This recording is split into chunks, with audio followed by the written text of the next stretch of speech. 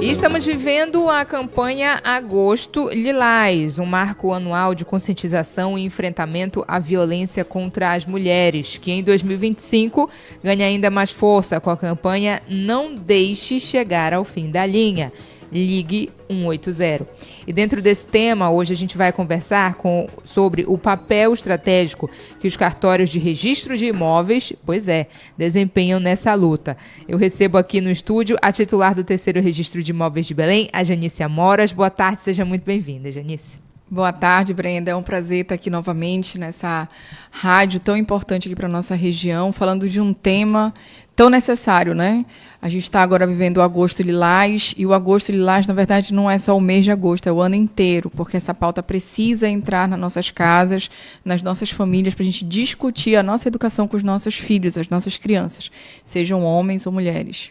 Janice, então vamos começar falando um pouco dessa relação, né, do tema de segurança das mulheres, né, enfim, da campanha Agosto Lilás, com o trabalho do cartório, né? Como é que uma instituição que é tradicionalmente ligada à propriedade e patrimônio, como é o caso dos cartórios de registro de imóveis, acabou se tornando um parceiro essencial nessa luta contra a violência contra a mulher?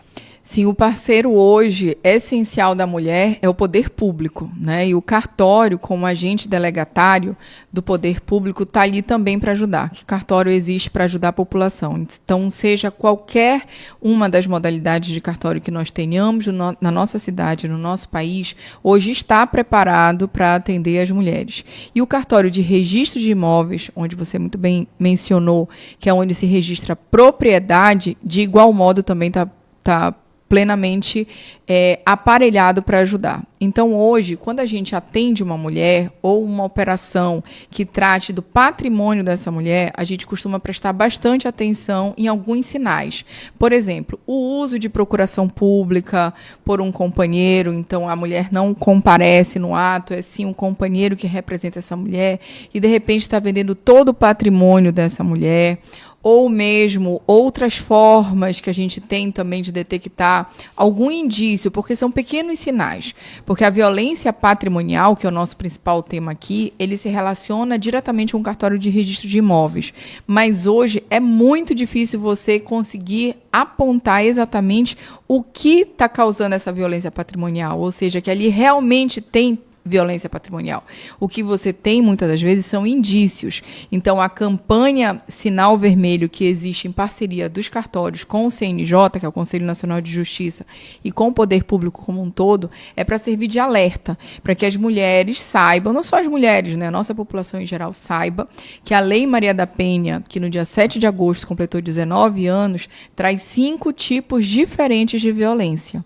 Então, eu trouxe aqui até um folder que a gente está disponibilizando tanto na serventia quanto nas nossas mídias sociais, que trata da violência física, violência psicológica, a violência sexual, a violência patrimonial, que é o nosso principal tema hoje, e também a violência moral.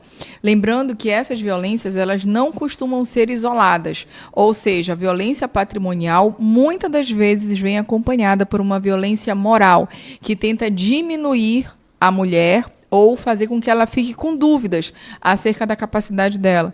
Então, é chamar, por exemplo, você não entende de negócios, você não entende de investimentos. Então, a partir daí, a mulher é levada a acreditar que aquele companheiro pode estar fazendo alguma coisa indevida com o seu patrimônio. Então, se a mulher quiser gerir o patrimônio dela, e ela deve sempre fazer isso, que ela tenha meios próprios, que ela assuma o protagonismo disso. E daí, se ela tiver alguma dúvida, aí sim ela procura o gerente de banco que for da confiança dela e não indicado por um companheiro, um advogado da confiança dela e um investidor, alguém que entenda de mercado financeiro da confiança dela. Então, isso é o mais importante, a gente acender esses alertas, porque às vezes, dentro da nossa própria casa, pode estar acontecendo algo assim e a gente não se dá conta. Então, o Agosto Lilás quer exatamente esclarecer a população com relação a tudo isso. Agora, Janice, um ponto bem específico e crucial é a possibilidade de averbar medidas protetivas, né, no registro de imóvel. Explica para a gente como é que esse processo funciona na prática e o impacto direto na segurança física da mulher. As medidas protetivas, elas surgem exatamente para proteger a mulher. Hoje a gente tem uma estimativa, segundo os dados oficiais, que a cada 30 segundos uma mulher no Brasil sofre qualquer um dos tipos de violência. E que a cada 4 minutos uma delas vai morrer por feminicídio. Então, a campanha que diz, olha, não deixe chegar ao final, ou seja, denuncie, é um alerta contra aquela velha máxima que a gente sempre ouviu falar, que briga de marido e mulher não se mete a colher. Não, é o contrário. Se mete a colher, se mete o dedo, a boca. Você tem que realmente denunciar e trazer a público isso daí. E o poder público vai poder ajudar de que forma? Quando a mulher procura o judiciário, procura a polícia, a própria delegacia providencia o pedido de medidas protetivas, e essas medidas protetivas, que vão ser dadas por meio de uma decisão judicial, ou seja, um juiz vai analisar aquele caso, pode, inclusive, proteger o patrimônio dessa mulher. E essa notícia, essa decisão judicial pode sim e deve ser levado para todo e qualquer imóvel que essa mulher tenha. Então, por exemplo, você é casada com um homem e aí o juiz defere o seu pedido de medida protetiva e, por meio dela, é proibido o uso daquela procuração pública que você outorgou àquele companheiro, àquele marido. Então, essa notícia pode e deve ir, sim, para a matrícula de todos os imóveis que essa mulher tiver, para alertar. Porque quando você coloca um ato na matrícula, você dá publicidade a terceiros. E a principal função de uma certidão obtida de um cartório de registro de imóveis é exatamente essa: dar segurança jurídica e publicidade a terceiros.